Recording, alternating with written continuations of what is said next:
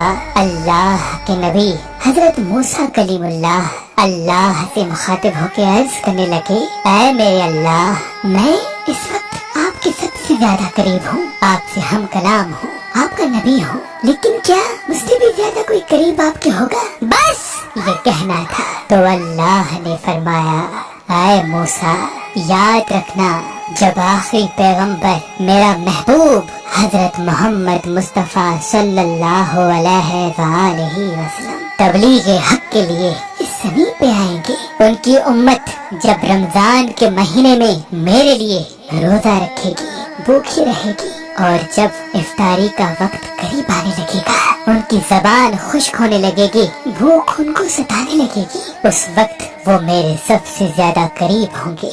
ऐ मूसा, तुम्हारे और मेरे दरमियान 70 पर्दों का फासला है, लेकिन उस वक्त जब मेरे महबूब की उम्मत मेरे लिए पूरा दिन भूखा रह के इफ्तार कर रही होगी, उस वक्त उन मेरे बंदों और मेरे दरमियान कुछ फासला नहीं रहेगा।